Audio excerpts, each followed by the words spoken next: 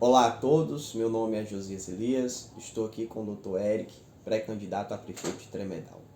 Olá a todos, que todos aí tenham um excelente dia e estamos aqui para abordar um tema de excelência e bem Exatamente, debatido no momento, que é o retorno às aulas em tempo de pandemia. exatamente, pessoal, é um assunto que está bem polêmico aí no conteúdo da internet e eu deixei a minha opinião na internet e eu estou aqui nesse momento junto com o Eric para abordar isso, fazer um vídeo e mostrar para vocês. E assim, essa questão do retorno às aulas, como eu citei, é algo polemizado. Por quê? Porque uns concordam, outros não concordam, e a gente está aqui para mostrar alguns problemas do porquê nesse momento não se pode retornar ainda às aulas. E o primeiro problema que está nesse sentido acontecendo é a questão da infraestrutura. Todos nós sabemos que a infraestrutura no nosso país é uma coisa precária, muitas regiões não têm, isso a nível municipal, a nível estadual e muitas vezes até federal. E exatamente estou aqui com o Eric para ele estar expondo também a opinião dele a questão da infraestrutura. Bem, eu concordo que tenha sim que voltar às aulas, porém, alguns municípios não estão preparados em infraestrutura para tal necessidade, principalmente por gerar outros problemas, por precisar de um investimento maior nos centros educacionais, em que visem aí um maior controle para que não venham a ocorrer outros ou novos surtos de acordo com a localidade. E eu, como estudante, pessoal, eu posso estar falando um pouquinho, por exemplo, existe situações que em cada sala tem de 30 a 40 alunos. Então, isso também já é um problema, a questão do distanciamento social e essas coisas a gente tem que fazer essa observação. Então será difícil ter o controle, principalmente da aglomeração, principalmente nos intervalos. Então faz-se também uma necessidade além da infraestrutura, que é um controle adequado de aglomerações ou de possíveis aglomerações, que vai fazer parte dessa necessidade. Tanto os responsáveis pelo centro educacional, quanto aos alunos também que compete tal conscientização para uma readequação às voltas às aulas. Outro fator importante que tem que ser observado, pessoal, é a questão do preconceito. Talvez você que não tenha filhos não vai achar ruim essas coisas, mas um pai que permite seu filho ir para a escola e esse seu filho pega o coronavírus, é contraído pela doença e tal, ele pode sofrer preconceito na escola, até os próprios colegas podem zoar, pode fazer brincadeiras, a prática do bullying acontece. Então, assim, essa questão do preconceito também é uma coisa que tem que ser muito observada. Um dos motivos pela qual eu acredito que nesse momento não pode se retornar às aulas.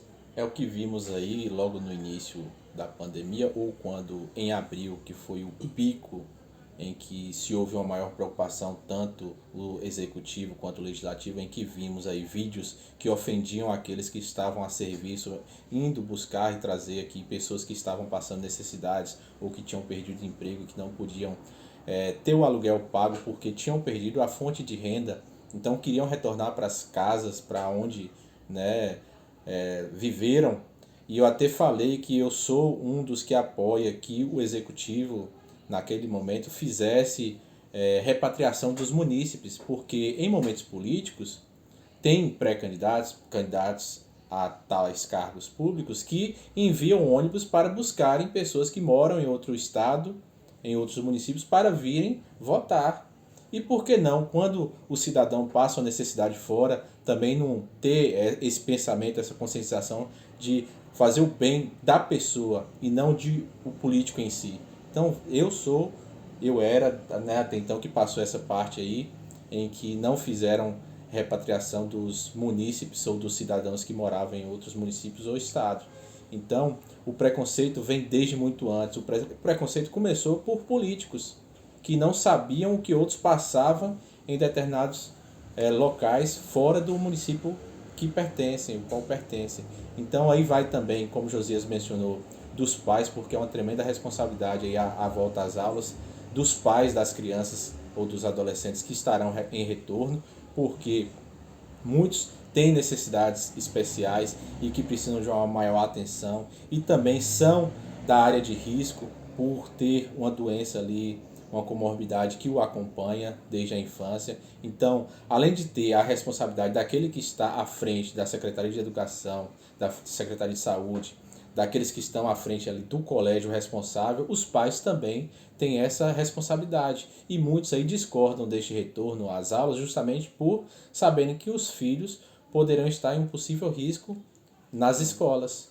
E a questão, um dos pontos também é a questão da permissão dos pais, como o Eric também citou, porque assim, conversando com alguns pais aqui no município a respeito dessa situação do retorno das aulas, sim ou não, os pais foram sinceros. Meu filho não vai para a escola porque eu estou prezando a segurança do meu filho, então não vou permitir que ele volte. Ele pode perder o ano, mas ele não vai retornar em tempos de pandemia. Então, a permissão dos pais também, eu acredito que tem que ser um direito que tem que ser assegurado aos pais e principalmente aos filhos, até porque é direito e eu acredito que os pais têm poder nesse sentido.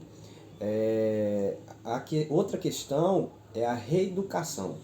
Por que, José? Porque todos nós sabemos que muitas crianças, muitos jovens já têm aquele costume padrão, já têm aquelas brincadeiras, essas coisas, nada contra, mas assim, essa situação que nós estamos vivendo, não é uma situação fácil, é uma guerra contra um inimigo invisível. Então, assim, é necessário uma nova reeducação. Se não houver uma nova reeducação, também fica impossível de um retorno às aulas. Porque aí vai dar conscientização de cada um, né? Cada um fazer sua parte. E vai também dos órgãos competentes, como Secretaria de Saúde, Secretaria de Educação, e aquelas que também queiram estar em participação ali como assistência social para pegar aquela população em risco, que aí geraria programas de conscientização, capacitação, tanto da parte dos funcionários da educação, da saúde, para esse possível retorno, quanto também para campanhas em prol da conscientização dos alunos, para cada um poder fazer sua parte, porque senão basta ter um paciente zero num determinado município para que surja um novo surto, como foi o caso aí em Tremedal recentemente, em que precisou-se de um para gerar muitos outros casos. E outros municípios também vêm com esse problema. Então, um centro educacional onde teria uma possível aglomeração, se não ter esse controle adequado, seja temperatura ou não, porque sabemos que também a doença, quando atinge certas pessoas, o organismo age sem a febre. Então não devemos ter a febre como o gatilho do sintomático do coronavírus. Temos que ter isso em mente também. Então, outro tema de importância também que a gente pode estar adentrando aqui com vocês para voltar às aulas, não deveria voltar primeiro a funcionalidade de outras áreas como câmaras legislativas, temos aí o Congresso Nacional, que eles ainda estão pela internet, né? Votações feitas pela internet. Se eles não estão ainda no presencial, câmaras também aqui a ALBA, né, que é a Assembleia Legislativa da Bahia, não estão também em formas presenciais. Câmaras de vereadores de cada município não estão também com essas sessões presenciais, porque eles vão agora incentivar o retorno às aulas. Não era eles que tinham que fazer para dar exemplo e assim retornarem aos poucos, dando confiança ao povo de que podemos sim, ou estamos controlando a situação, controlando os possíveis surtos e assim não gerar um risco maior às famílias. Exatamente, pessoal. Até porque se a escola pode voltar, por que não? A Câmara Legislativa do município, a Câmara dos Deputados. Então, assim, são questões que têm que ser revistas também. Se a escola pode voltar, a Câmara também pode. Eu vi uma frase, Eric, na internet, que numa campanha o pessoal comentando, né, que não querem que transformem as escolas em laboratórios, que também seriam algo muito ruim. E assim, a gente está apresentando a vocês alguns problemas do porquê ainda não pode retornar às aulas. São problemas que têm que ser planejados para uma solução. Então, assim, também queremos apresentar soluções aqui. Sim, então, como falamos dos problemas que podem estar envolvidos com o retorno às aulas, temos que falar também de o que pode ser feito para este retorno seguro, tanto para os alunos, para as famílias e para os funcionários também, né? Então, a readaptação, uma reestruturação é de importância. E como vem essa readaptação? Acabar com possíveis focos de aglomeração, porque sabemos que em períodos de aula ali tem os intervalos, então pode ter aquele contato maior de pessoas uns com os outros, seja por meio de brincadeira, o passatempo que a gente sabe e vivemos também esse período, né? Vem também a questão de higienização adequada, tanto das salas, dos materiais, itens de uso pessoal de cada um, que sabemos que o celular é um dos focos aí, porque a todo momento esquecemos onde deixá-lo, ou principalmente do manuseio adequado, e poucos realizam a higienização do aparelho. Então temos que ter essa higienização na conscientização, principalmente na entrada e saída do colégio, onde tem que ter pessoas ali capacitadas para estarem vendo se há sintomáticos ou não, colhendo aquela história ali da parte clínica epidemiológica para saber se teve contato ou não com pessoas que teriam desconfiança de que poderiam estar ou não com Covid-19 e outras séries sucessivas. Então a importância está no suporte, né? Então esse suporte, como citamos antes, aí, vem com campanhas de conscientização, o acompanhamento adequado por parte das secretarias e dos profissionais que estarão à frente. Vem também a parte de outros setores, como citei aqui, a Secretaria de Educação, a de Saúde, a de Assistência Social e muitas outras que possam estar participando ativamente por, no momento, não poderem ir além nas suas capacidades, porque pela pandemia, então, alguns setores acabam ficando privados de estarem em uma real função a qual competem. Então, isso vemos que o ideal é o controle. Tendo o controle, tendo uma infraestrutura adequada, tendo cada um fazendo a sua parte, né? Porque o objetivo maior é essa conscientização, para cada um fazer a sua parte e assim, não estar em risco e nem gerar risco a outros.